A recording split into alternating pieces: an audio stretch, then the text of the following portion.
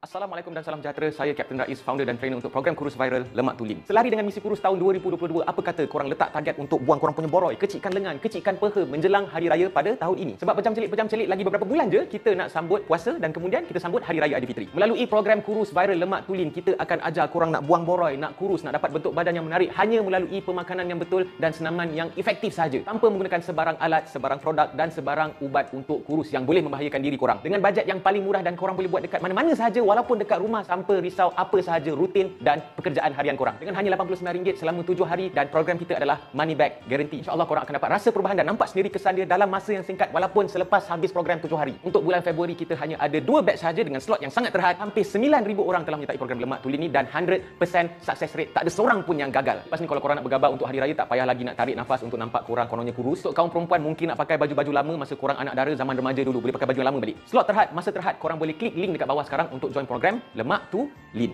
Jangan terlepas.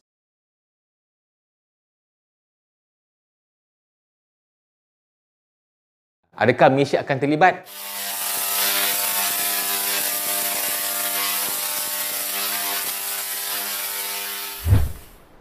Assalamualaikum, salam sejahtera. Apa hal korang? Selamat kembali ke dalam channel YouTube Rais Hamid Aris TV dan masih lagi bersama dengan YouTuber kegemaran rakyat Malaysia. Yes, iaitu Rais Hamid. Apa hal korang? Check it out now.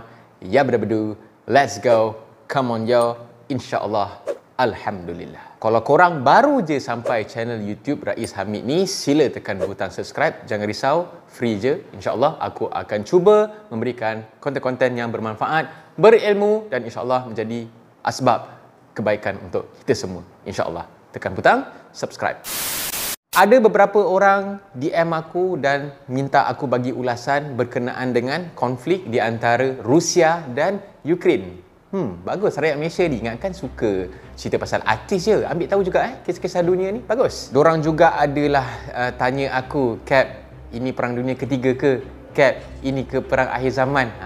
InsyaAllah aku akan cuba explain dekat korang apa yang aku tahu, apa pendapat aku. Sebelum tu, kita recap sikit apa sebenarnya yang terjadi di antara Rusia dan Ukraine. Ukraine sebenarnya adalah sebahagian daripada Rusia bertahun-tahun, berabad-abad lamanya. Tetapi Ukraine telah berpisah daripada Rusia bila USSR berpecah pada tahun 1991 dan Ukraine menjadi semakin rapat dengan kuasa barat, yakni US lah. Kemudian pada tahun 2010, Presiden Ukraine pada masa itu Viktor Yanukovych, aku tak tahu sebut dia macam mana, dia ni berhaluan Kremlin ataupun berhaluan Rusia lah. Pada masa beliau jadi presiden, beliau menolak sekeras-kerasnya sebarang hubungan yang Ukraine telah jalinkan dengan kesatuan Eropah dan menyebabkan dia punya hubungan Ukraine tu telah menjadi semakin erat pula dengan Rusia dan menyebabkan pada tahun 2014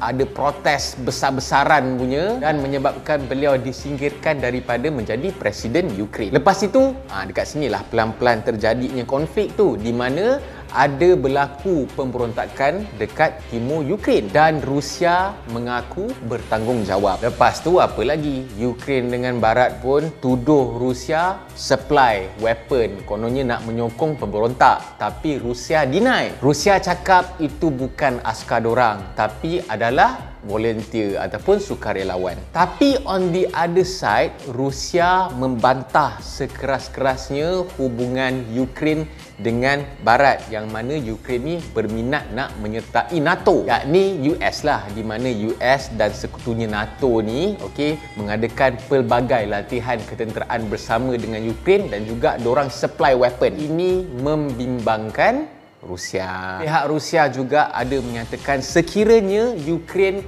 menyertai NATO. Ingat Ukraine tak join lagi NATO tau. Tapi sekiranya Ukraine menyertai NATO dengan rasmi, maka Rusia cakap ini adalah dorang punya border lah.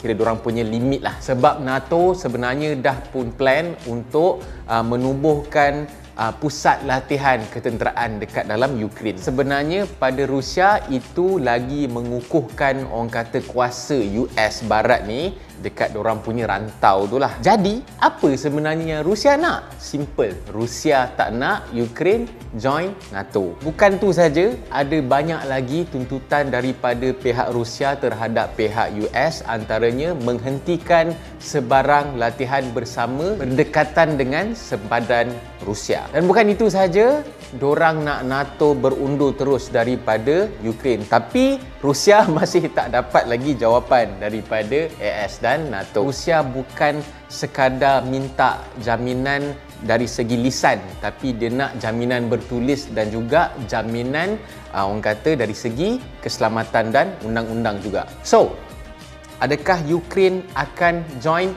NATO? Ingat Ukraine belum lagi join NATO, tapi memang dorang berniat nak join NATO. Bukan sekadar nak join, malah dorang juga nak jadi rakan kongsi comolotnya ni. Tapi macam aku cakap tadi lah, Rusia tak nak.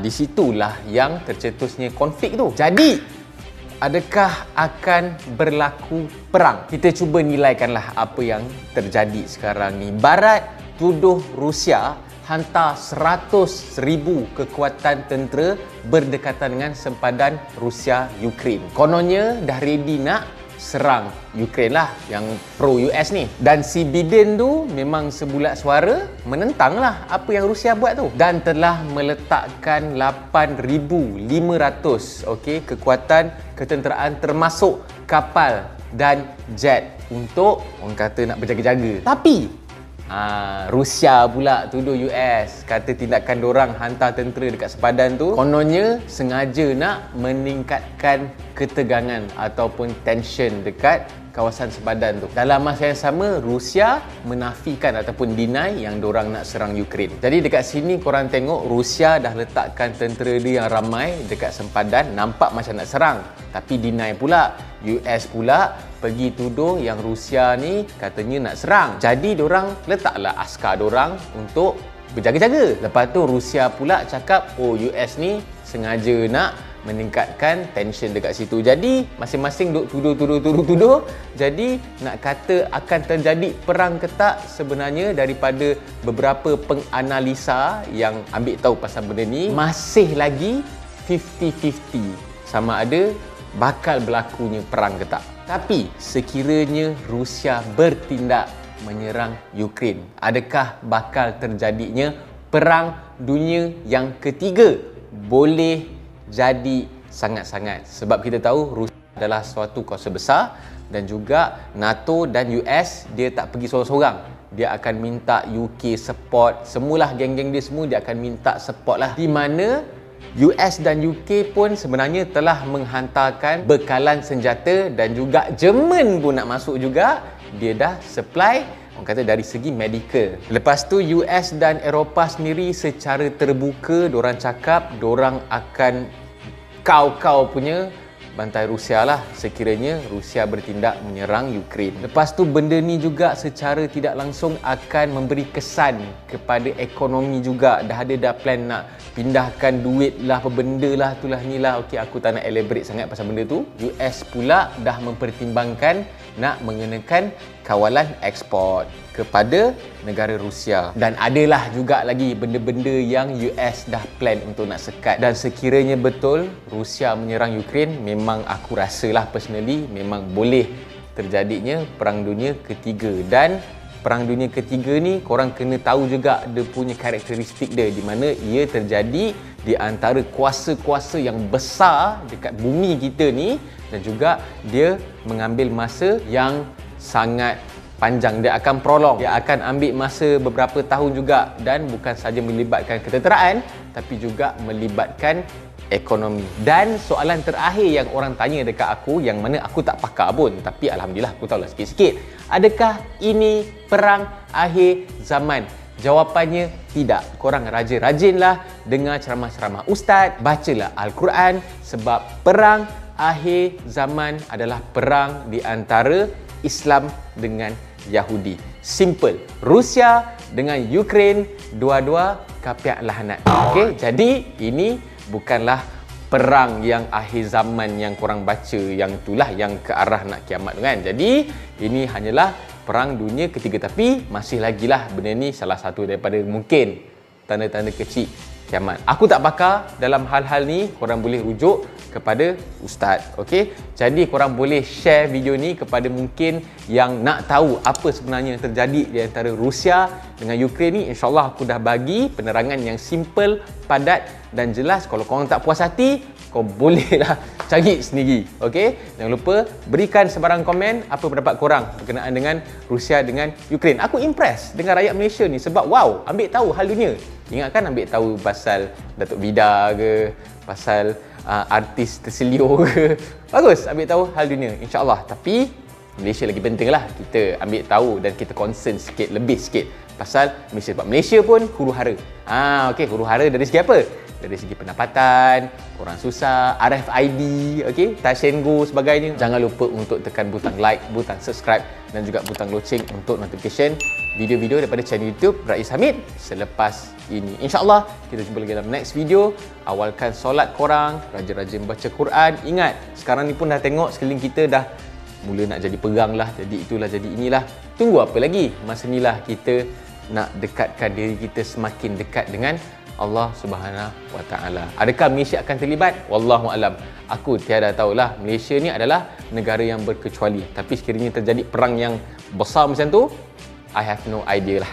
Okey, itu kena tanya orang yang lagi power daripada tentera lah. Kena tanya Perdana Menteri. Aku tak tahu. Okey. So, kita jumpa dalam next video. Assalamualaikum guys. Bye bye.